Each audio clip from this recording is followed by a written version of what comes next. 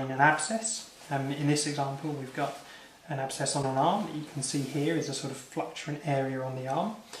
To do this we've got some forceps, our blade, and then a couple of syringes, one to take a sample for culture, one with some saline to wash, and then some packing.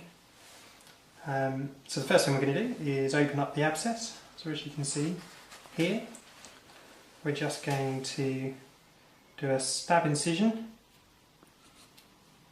then we're just going to bring that open. You can see there. And we're going to use our forceps just to open that up as much as we can. Now you've got a couple of options here.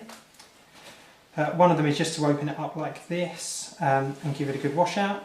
The other one, so I'm going to take our sample now, is to do a cruciate incision and then take off the edges, which will just open up the abscess nicely so it doesn't reform. So there's our sample. We're going to send that one off to the lab.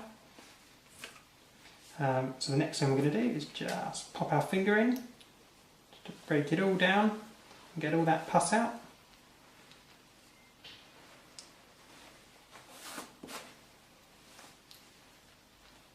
That's it. Just to break down all the locules as best as possible. Then we're going to take our, you've got a couple of ways of doing this, but we're going to use some saline here. I'm just going to wash that out with some saline.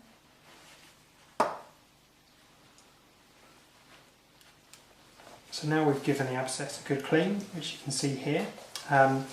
It's important to note at this point that we don't close abscesses because otherwise they simply reform and need opening again.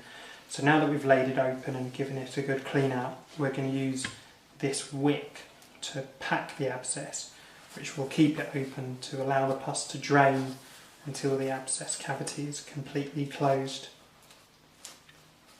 And that's how we finish the procedure.